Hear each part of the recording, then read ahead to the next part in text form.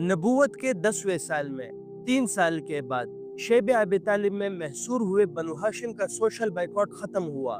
जनाब अबू तालिब काफी बूढ़े और कमजोर हो गए थे और बाइकॉट के 6 महीने बाद ही इंतकाल कर गए।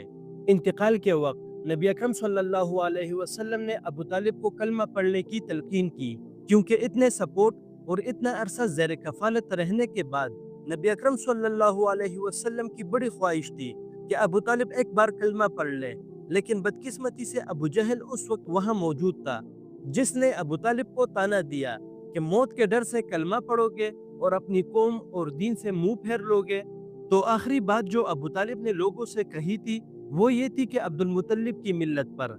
इस पर नबी अकरम सल्लल्लाहु अलैहि वसल्लम ने फरमाया कि जब तक मुझे रोक न दिया जाए मैं आपकी मग़फ़िरत की दुआ करूंगा।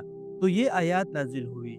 जनाब अबू तालिब के वफात के 3 दिन बाद या कुछ रवायात के मुताबिक 2 महीने बाद रमज़ान के महीने में हज़रत खदीजा रज़ियल्लाहु तआला अन्हा भी इंतकाल कर गई, जिन्होंने आप सल्लल्लाहु अलैहि वसल्लम के साथ मिलकर बड़ी मुश्किल और संगीन हालात का मुकाबला किया और अपनी जान व माल से हुजूर सल्लल्लाहु अलैहि वसल्लम की खैरख्वाही और गमगुजारी करती। ये 2 हादसे एक के बाद एक नबी अकरम सल्लल्लाहु अलैहि वसल्लम के लिए बड़े मुश्किल थे और इसी वजह से आप सल्लल्लाहु अलैहि वसल्लम ने इस साल का नाम आमुल हुज़न यानी गम का साल रख दिया।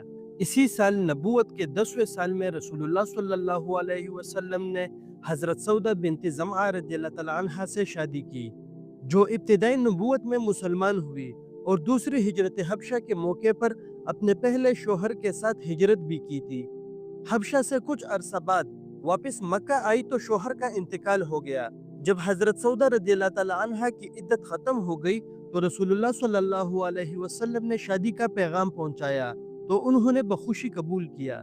हजरत सौदा रज़ियल्लाहु तआला अन्हा को हजरत खदीजा रज़ियल्लाहु तआला अन्हा के बाद उम्मुल मोमिनीन होने का एजाज हासिल हुआ और शादी के कुछ अरसा बाद उन्होंने अपनी बारी हजरत आयशा रज़ियल्लाहु तआला अन्हा को हिबा कर दी थी। अभी हम जन्नतुल मुअल्ला कब्रिस्तान की ज़ियारत कर रहे हैं।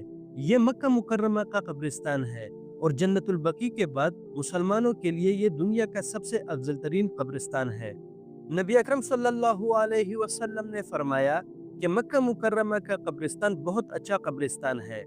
जन्नतुल मुअल्ला कब्रिस्तान में 6000 जलीलुल कदर सहाबा के कबूर मुबारक है, जिसका कुल रकबा 1 लाख मुरब्बा मीटर से भी ज्यादा है। इसी कब्रिस्तान में हजरत खदीजा रज़ियल्लाहु तआला अन्हा के साथ साथ काफी सहाबा, ताबईन, औलिया और सालिहीन आराम फरमा है। रसूलुल्लाह सल्लल्लाहु अलैहि वसल्लम का इरशाद है कि इस कब्रिस्तान से 70,000 ऐसे लोग उठाए जाएंगे जो बगैर हिसाब के जन्नत जाएंगे और उनमें से हर एक 70,000 लोगों की सिफारिश करेगा। ज़ियारत कबूर के आदाब का ख्याल रखें, उन पर सलाम कहें, उनके इसाले सवाब के लिए कुरान की तिलावत करें और उनके लिए और अपने लिए मग़फ़िरत की दुआएं करें।